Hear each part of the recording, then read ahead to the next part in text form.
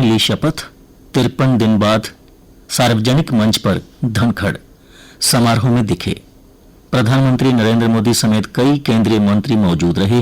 देश के 17वें उपराष्ट्रपति के तौर पर सीपी राधाकृष्णन ने शुक्रवार को शपथ ग्रहण की। राष्ट्रपति द्रौपदी मुर्मू ने उन्हें शपथ दिलाई।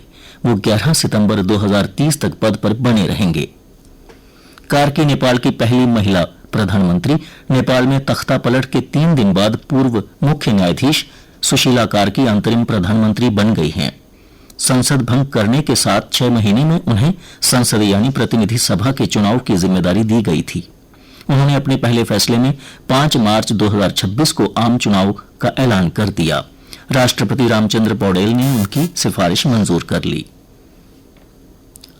आसान नहीं था भारत पर 50% टैरिफ लगाना, अमेरिकी राष्ट्रपति को होने लगा गलती का एहसास। रूसी तेल खरीदने के लिए भारत पर अतिरिक्त 25% टैरिफ लगाने वाले अमेरिकी राष्ट्रपति डोनाल्ड ट्रंप को गलती का एहसास होने लगा है। ट्रंप ने कहा, ऐसा करना आसान नहीं था, इससे भारत से रिश्तों में दरार आई है। हिंसा के बाद आज पहली बार मणिपुर पहुंचेंगे प्रधानमंत्री नरेंद्र मोदी।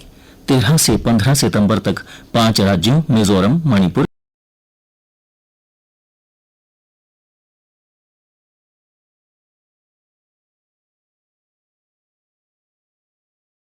असम, बिहार और बंगाल के दौरे पर रहेंगे। इसकी शुरुआत शनिवार को मिजोरम से होगी, जहां से वो मणिपुर जाएंगे। मणिपुर में 2023 में भड़की जातीय हिंसा के बाद से प्रधानमंत्री नरेंद्र मोदी का ये पहला दौरा है। मणिपुर में कई दिनों से प्रधानमंत्री के दौरे की तैयारियां जोर शोर से जारी हैं।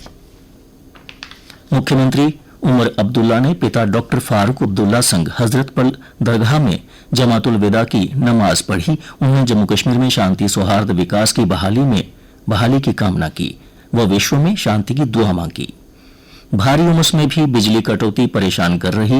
विद्युत विभाग की ओर से कई इलाकों में केबलिंग डालने का काम जारी है। इससे घंटों कटौती की जा रही है। चरणबद्ध तरीके से किए जा रहे इस काम में अगले 2 साल तक कटौती की जाएगी। कार्नियल ब्लाइंडनेस को खत्म करने की दिशा में एम्स जम्मू ने बढ़ाया कदम। एम्स में स्थापित होगा नेत्र बैंक, प्रत्यारोपण की मिलेगी सुविधा। जम्मू कश्मीर में नए CT scan, MRI lab, telemedicine स्थापित होंगे। प्रदेश में 80 टेलीमेडिसिन इकाइयों को भी मजबूत किया जाएगा। चिकित्सा ढांचा मजबूत बनाने को 124 करोड़ रुपए आवंटित किए, कहा स्वास्थ्य मंत्री सकीना इत्तू ने। अब हर गली मोहल्ले में खुल सकेंगे जन औषधि केंद्र। जन औषधि केंद्र खोलने में दूरी के नियम को सरकार ने किया खत्म। 90% तक मिल सकेंगी सस्ती दवाएं। महानगरों और 10 लाख से ऊपर की आबादी वाले शहरों के लिए बदला नियम। छोटे शहरों में लागू रहेगा पुराना नियम। और अब कुछ अन्य समाचारों की जानकारी आपको देंगी सुनिधि शर्मा।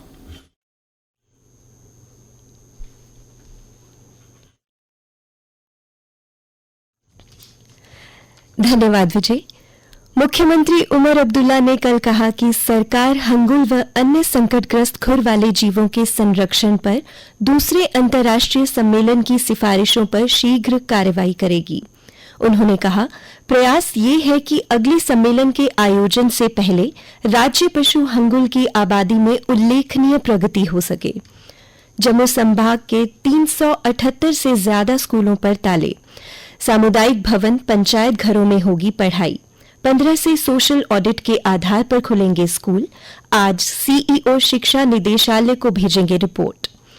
राजौरी के गांव तरियाठ निवासी शेख मोहम्मद कल्याण ने जलाई उर्दू भाषी क्षेत्र में हिंदी की अलख। उन्होंने कहा, भाषा का उद्देश्य विभाजन नहीं बल्कि लोगों को जोड़ना है। उनके साहित्यिक योगदान को देखते हुए उन्हें साहित्य सारस्वत सम्मान 2010, साहित्य रत्न 2012, विशेष सम्मान 2017, साहित्य सेवा सम्मान 2017 और सियाराम सहगल सम्मान 2021 जैसे अनेक सम्मान प्राप्त हुए। कठुआ के बसौली में इस बार तीसरा बसौली महोत्सव भव्य और बड़े स्तर पर होगा। आयोजन के मुख्य आकर्षण होंगे 28 सितंबर से 2 अक्टूबर तक हर रोज सुबह 11 बजे से दोपहर 1 बजे के बीच वक्ताओं का साहित्यिक सत्र होगा। दोपहर 3 से शाम 5 बजे तक पारंपरिक खेल होंगे। शाम 6 से 8 बजे के बीच विभिन्न सांस्कृतिक गतिविधियां होंगी और रामायण गाथा भी सुनाई जाएगी। प्रदेश में यात्री किराए में वृद्धि की तैयारी, 35% तक किराया वृद्धि का प्रस्ताव। अब कुछ खेल समाचार। बर्मिंघम राष्ट्रमंडल खेलों की पदक विजेता जैस्मीन ने पहली बार विश्व मुक्केबाजी चैंपियनशिप के फाइनल में प्रवेश किया।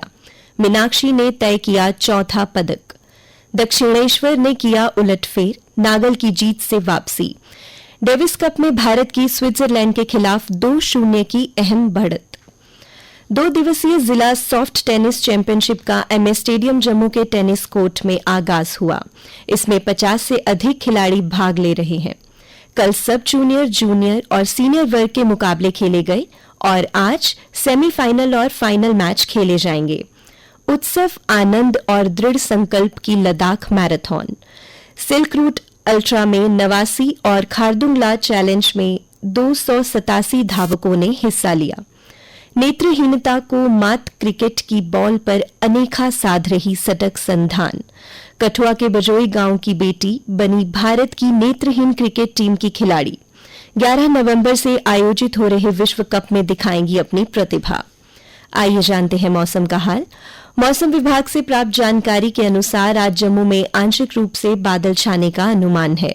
जम्मू में कल दिन का अधिकतम तापमान 33 डिग्री सेल्सियस और न्यूनतम तापमान 25.3 डिग्री सेल्सियस रिकॉर्ड किया गया। आज सूर्यास्त 6:42 पर और कल सूर्योदय 6:15 पर होगा।